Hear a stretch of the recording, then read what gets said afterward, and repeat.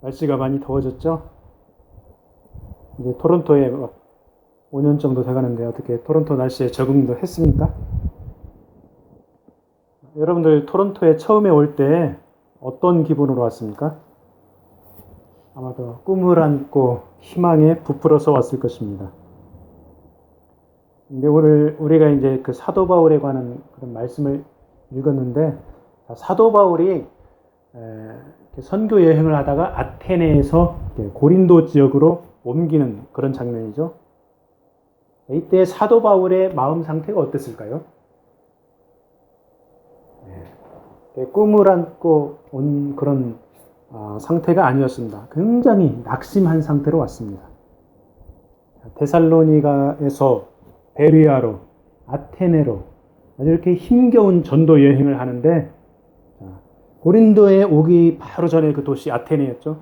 아테네에 보니까 우상이 가득하고 시민들은 온갖 잡신을 섬기고, 그리고 이제 철학적이고, 사도 바울을 많이 조롱했죠. 그리고 이제 같은 선교 팀원인 실라, 디모데는 아직 합류하지도 않았고, 아테네에서 굉장히 어렵사리 이렇게 복음을 전했습니다. 그래도 하나님의 은혜로 몇 명의 그런 열매를 맺혔었죠. 자, 이렇게 열매를 맺긴 했지만은 굉장히 의기소침한 상태로 고린도에 왔습니다. 사도 바울이 고린도 교회 성도들에게 나중에 편지를 보냈는데, 그 보낸 편지에서 사도 바울이 이 심정을 표현을 하고 있습니다. 고린도전서 2장 3절 말씀에 보면은, 내가 너희 가운데 거할 때 약하고 두려워하고 심히 떨었노라, 이렇게 말씀을 하고 있습니다. 사도 바울이 이렇게 낙심과 부담감을 가지고 고린도에 왔기 때문에 오히려 주님을 더 의지하고 오직 예수 그리스도만 집중적으로 증거했습니다. 그래서 고린도 후서 그 2장 3절 앞에 바로 2장 2절에 보면은 뭐라고 이렇게 써놨냐면은, 내가 너희 중에서 예수 그리스도와 그가 십자가에 못 박히신 것 외에는 아무것도 알지 아니하기로 작정하였습니다. 이렇게 신앙을 고백하고 있습니다. 자, 사도 바울이 이렇게 낙심하면서도 열심히 복음을 전한 그 고린도가 어떤 곳입니까? 고린도는 로마 제국에서 가장 다양하고 풍부한 문화를 자랑하는 그 지중해의 중심 도시 중에 하나였죠. 해상 무역이 많이 발전했습니다. 많은 상인들이 몰려들었습니다. 그래서 상업도시로 번영을 했습니다. 그때 당시 고린도의 인구가 한 20만 명 정도 됐다고 합니다. 아테네보다 20배 정도 많은 인구였습니다. 근데 사실 보면은 20만 원인데 좀 줄어든 인구예요. 주전에 6세기, 7세기 때 한참 이렇게 번성할 때는 자유인이 20만 명, 노예가 50만 명, 그리고 이 인구가 약 60만 명 내지 70만 명으로 성경학자들이 이렇게 추정을 하고 있습니다. 아테네는 학문적인 도시, 문화도시, 종교도시였죠. 철학의 도시. 고린도는 경제도시, 정치도시, 상업도시였습니다. 그래서 이 상업의 중심지로 찬란한 그런 경제적인 번영을 누리고 있었습니다. 그렇지만은 상업을 통해서 여러 지역에서 다양한 이방 상인들이 몰려들면서 그 이방의 종교 의식들을 많이 가지고 왔죠. 그래서 이 고린도가 그런 이방의 종교들로 아주 멍들고 있었습니다. 특히 성적으로 문란한 그런 우상 숭배 행위가 도시 곳곳에서 버젓이 이루어지고 있었죠. 자, 고린도 하면은 아주 유명한 신전이 있죠.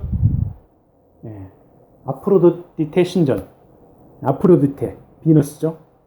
거기에서 이 신전이 얼마나 컸냐면은 젊은 여사제들이 1000명이 일을 하고 있었습니다.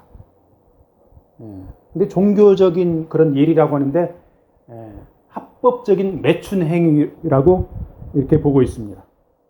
자, 이 사랑의 여신으로 불리는 아프로디테를 섬기는 이 종교는 관능적인 호색, 그런 거를 아주 신성시했죠. 그래서 고린도의 성적인 방종, 타락을 아주 공공연하게 이 아프로디테 신전이 조장을 했습니다. 자, 외국에서 오는 상인들을 상대로 이 그 여사제들이 매춘 행위를 했습니다. 그래가지고 돈을 많이 들였죠. 그래서 해상무역, 상업, 이 고린도에 많은 돈들이 막 쌓여갔습니다. 자, 이 돈들이 어디로 흘러갑니까? 귀족들의 주머니로 흘러가죠.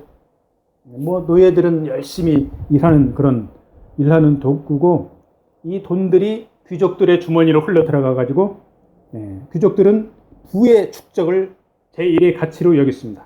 이렇게 무역, 상업, 매춘동으로 벌어들이는 이 돈들이 귀족들의 화려한 치장, 사치를 위해서 사용되었습니다.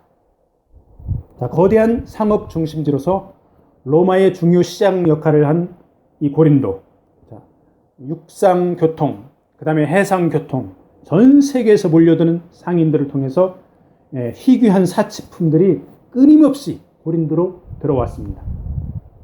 자, 고린도가 화려함과 사치, 크게 달했습니다.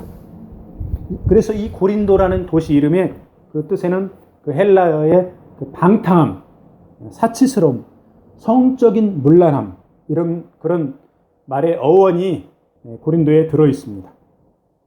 자, 막대한 부와 문화적 혜택, 정치적인 특전 속에 고린도인들의 교만, 도덕적인 타락, 최고조에 달해 있었죠. 자, 사도 바울이 이런 고린도에 와서 이런 문화적인, 권력적인, 교만의 높은 벽 앞에서 사도 바울의 고백대로 약하고 두려워하고 심히 떨었던 것, 어떻게 보면 우리가 충분히 이해할 수가 있죠. 자, 옛날에 2000년 전에 고린도가 이런 도시가 있었는데 요즘에 어떻습니까? 고린도와 같은 도시들이 있습니까? 전 세계에 널려 있죠. 한국에도 있습니다. 한국의 대표적인 항구 도시 부산. 부산에 가면은 경제적으로 발전하고 아주 타락한 것이 눈에 띕니다.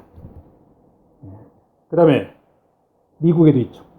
뉴욕, 그리고 아시아의 홍콩, 전 세계적으로 이런 고린도와 같은 도시들이 널려 있습니다. 상업적으로 번성하고 우상 숭배가 창궐하고 문화가 발달한 그런 항구 도시들이 많이 있죠. 그러니까 요즘에 전 세계에 있는 항구 도시들 대부분은 고린도와 비슷한 그런 성격들을 가지고 있다고 하면 되겠습니다. 우리가 사는 이 토론토는 항구 도시는 아니죠. 그렇지만 이 핀치 선상을 다니다 보면은 여러분들 그 사이킥이라고 하는 것 많이 봤죠? 점치는 데죠. 뭐 손금 보고 점치고 그런 곳을 지나가면서 이 도시를 보면서 우리가 기도를 해야 될 줄로 믿습니다. 오늘 본문의 18장 2절에 보면 아굴라라고 하는 사람이 나오죠. 본도에서 난 유대인입니다. 글라우디오가 모든 유대인을 명해서 로마에서 떠나라 한 고로 그가 그 안에 브리스길라와 함께 이달리아로부터 새로운지라 바울이 그들에게 가매. 자, 사도 바울이 아테네에서 조롱을 당하고 낙심해서 고린도에 왔는데, 고린도라는 도시를 보니 자신이 너무 연약하게 느껴지고 두려워서 움츠러듭니다. 이러한 위기 상황을 하나님께서 어떻게 해결해 주십니까? 바로 마음을 터놓고 함께 할 수 있는 동역자를 예비해 놓으신 것입니다. 이 동역자들이 누굽니까? 브리스길라와 아굴라 부부입니다. 자, 이 부부는 천막 제조업을 하는 사람들이었죠. 자, 바울이 그들을 찾아갑니다. 그러면서 함께 살면서 같이 일을 하죠. 자, 바울의 성격이 어떻습니까? 굉장히 적극적이죠. 그들에게 찾아갔습니다. 한글 성경에 보면 그들에게 감해, 영어 성경으로 보면은 Paul went to see them. 바울이 그들을 만나러 갔다. 이렇게 나와 있죠. 그래서 하나님께서 예비한 동역자를 믿음으로 적극적으로 만난 것입니다. 여러분과 저도 이렇게 브리스길라와 아굴라 같은 하나님께서 예비한 동역자들을 가는 곳마다 만나기를 축복합니다. 아멘. 남편 아굴라는 본도 출신 유대인입니다. 거기 카톡에 보면 지도 하나 올려놨는데 본도도 나오고 데살로니가, 베르야, 고린도, 거기 쭉 그 지도에 보면 나와 있습니다. 자, 이 본도는 이탈리아 로마하고 고린도하고도 굉장히 떨어져 있죠. 자, 이 아굴라가 본도 출신 유대인입니다. 그리고 브리스길라, 아굴라의 아내 브리스길라는 로마의 귀족 출신입니다. 자, 이들이 로마에서 결혼해서 함께 살다가 글라우디아 황제 주후 49년경에 모든 유대인 너희들은 로마를 떠나라 이렇게 추방령을 내립니다. 그래서 고린도에 와서 함께 이 부부가 살고 있었던 것입니다. 자, 로마 황제 클라우디오는 어떤 사람입니까? 주후 41년부터 54년까지 통치를 했습니다.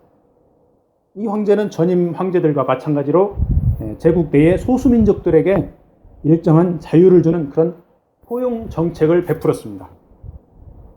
그래서 유대인들이 로마나 알렉산드리아에서 비교적 자유를 누렸습니다. 특히 신앙과 관습의 유지에는 크게 애로사항이 없었다고 합니다. 자, 그런데 기독교가 전파되면서 유대인들이 소란을 일으키죠. 핍박을 하죠. 그래서 로마에서도 유대인과 로마인들, 유대인과 헬라인들, 이 기독교로 인해서 굉장한 갈등과 충돌이 빈번하게 발생을 합니다. 그래서 로마 황제가 너희들 유대인들, 기독교인들 충돌하지 말라 이렇게 자제하고 권고를 했습니다. 근데 별로 효과가 없습니다. 그래서 집회하지 말라 금지를 시킵니다. 그래도 별로 효과가 없습니다. 자꾸 이 유대인들과 기독교인들이 충돌을 합니다. 거기에 따라서 로마인들, 헬라인들도 이렇게 갈등이 생기죠. 결국은 황제가 추방 명령을 내리게 되죠. 유대인들 다 떠나라. 그때 당시에 5만 명 가까이가 로마에 살았다고 하는데 2만 5천 명 정도가 이때 전부 다 추방이 됐습니다. 유대인 추방의 핵심 원인은 기독교 전파로 인한 유대인들의 반발과 소동이었죠. 자, 기독교가 로마에 로마를 시끄럽게 하고 나쁜 영향을 미쳤습니까? 그때 당시 로마는 굉장히 타락하고 퇴폐하고 사치했습니다. 겉보기에 이 위정자들이 보기에 기독교는 연병이다, 전염병이다 이렇게 표현을 하지만 사실은 로마를 뒤집어 놨죠. 진리로, 예수 그리스도의 진리로 로마를 뒤집어 놨습니다. 어쨌거나 이 글라우디아 황제의 추방령에 의해서 로마를 떠난 사람이 약 2만 5천 명인데 그 중에 이제 브리스길라와 아굴라가 포함되어 있었죠. 자, 이렇게 추방당해서 고린도로 왔습니다.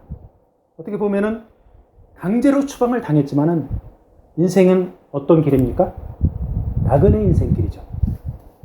자, 이스라엘에서 본도로, 알렉산드리아로, 로마로, 고린도로 그 지중해 유대인들이 굉장히 많이 살았죠.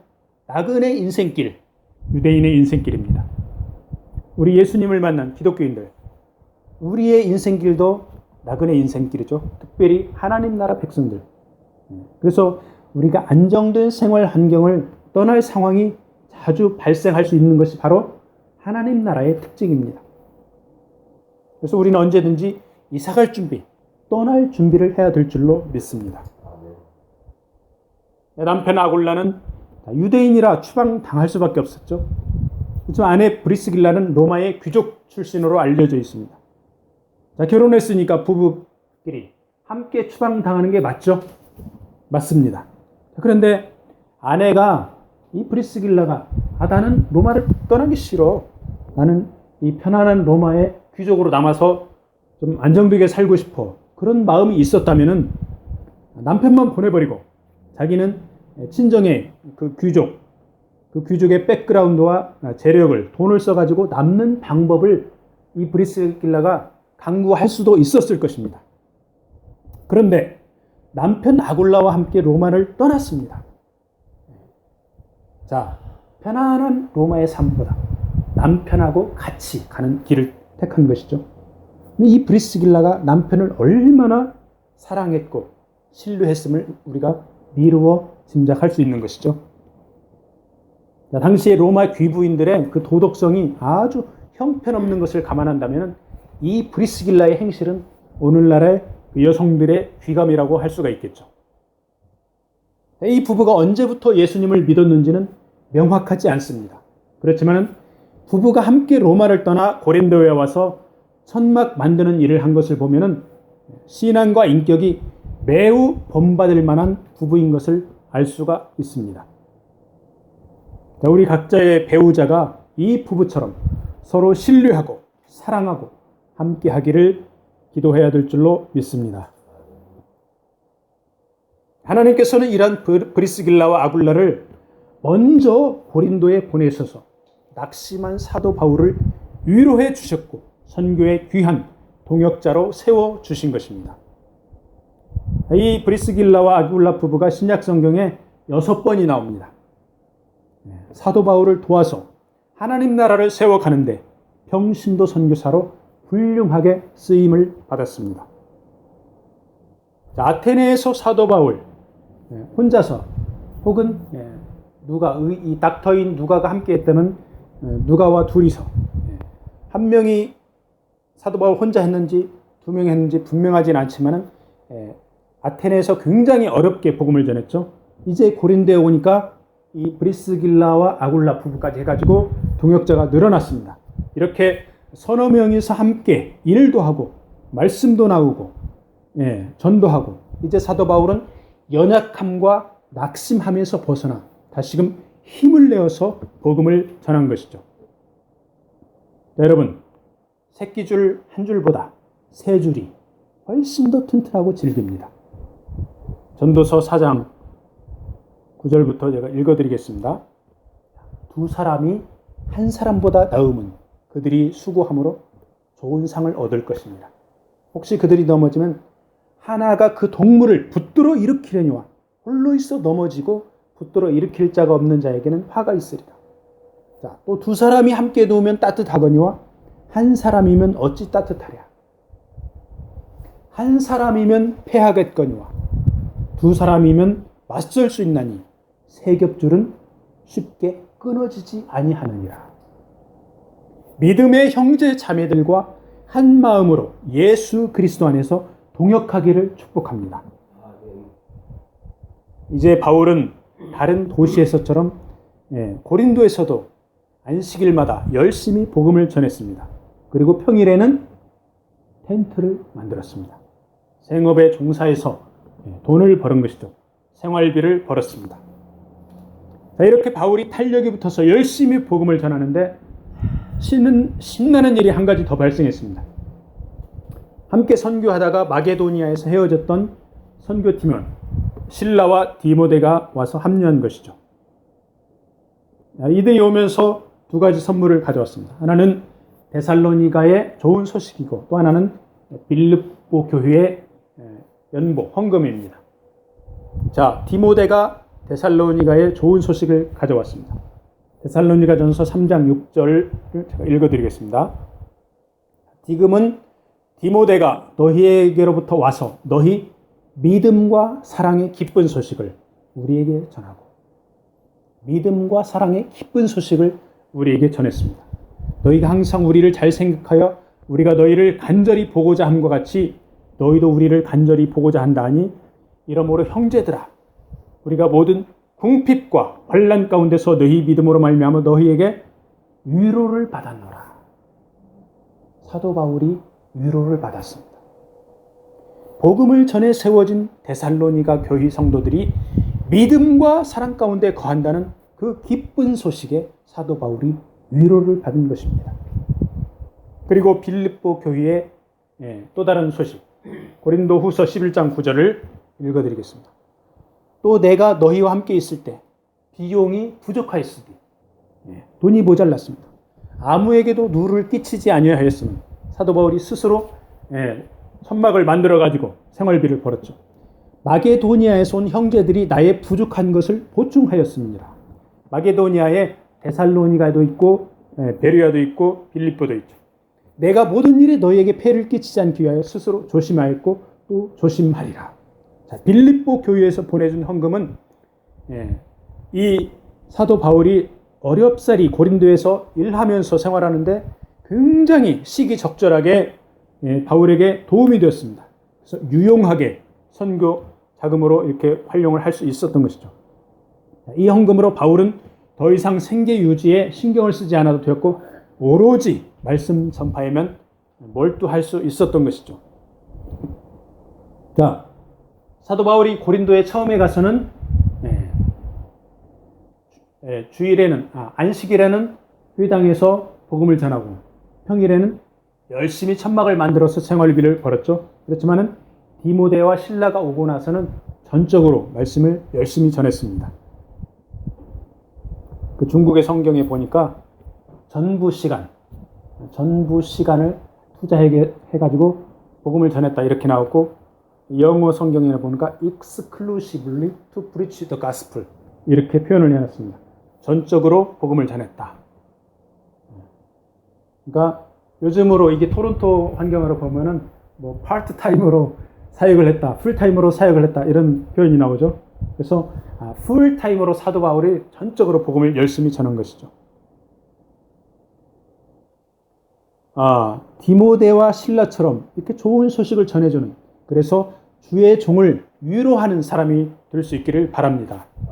그리고 빌립보 교회에 헌금을 전달하면서 선교 헌금에 사용한 것처럼 우리를 통해서도 크고 작은 돈들이 흘러갑니다. 자, 많은 돈들이 우리 주머니에 들어오죠. 그리고 또 많은 돈들이 우리 주머니에서 나갑니다. 이 들어오고 나가는 돈들이 하나님 나라 확장에 쓰임받기를 원합니다. 자, 이렇게 선교 팀원들이 합류하여서 힘차게 복음을 전하는데 바울의 메시지는 명확합니다. 예수께서 메시아이다.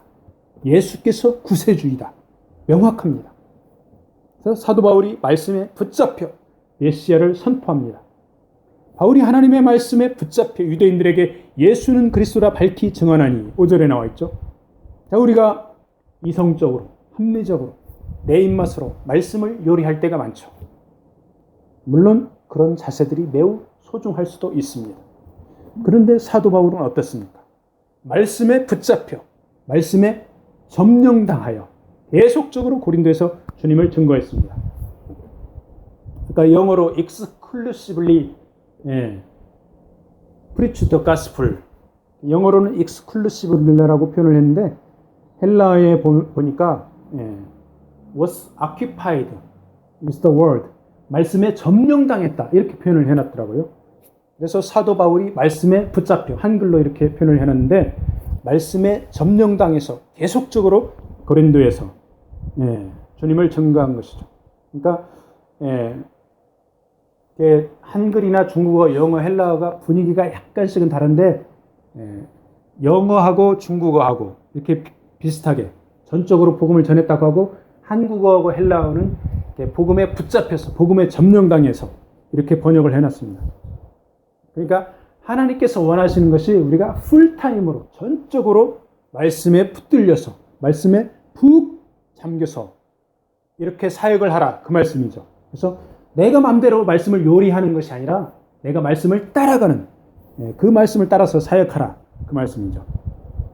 그래서 우리가 성경을 읽을 때 조금 이따 읽어야지, 이거 좀 끝내놓고 읽어야지, 시간 날 때 읽어야지, 이렇게 핑계 대면서 성경을 좀 멀리 할 때가 얼마나 많이 있습니다.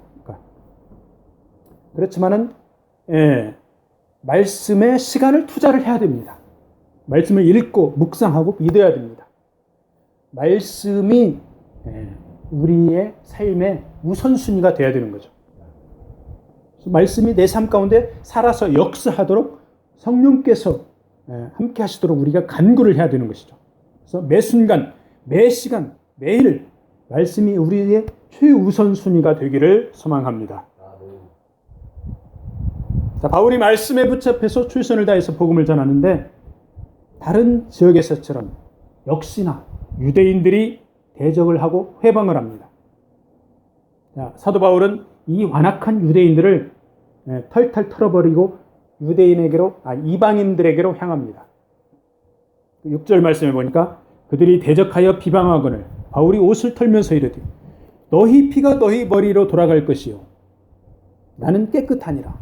이후에는 이방인에게로 가리라 하고, 자, 나는 동족인 너희 유대인들에게 최선을 다해서 복음을 전했다. 그렇지만 너희들이 받아들이지 않았다. 그 영적 책임은 너희들이 지게 될 것이다. 이 말씀이죠. 그래서 사도 바울의 별명이 이방인의 사도입니다. 자, 실제로 바울은 개종한 이방인 디도 유스도에게로 갑니다. 이 디도는 그 이름에서 보듯이 로마 시민으로 보입니다. 그의 집은 회당 옆입니다. 이 디도의 집이 고린도 교회의 집회 장소로 고린도 지역 선교 사역의 전초 기지로 활용되었습니다. 자, 비록 유대인들의 대적과 회방이 있었지만 사도 바울의 열심, 브리스길라와 아굴라, 그리고 디모데와 실라 등 선교 동역자들의 헌신으로 열매가 많아졌습니다. 자, 이러한 사도 바울의 사역 중에 쇼킹한 사건이 하나 나왔습니다. 바로 회당장이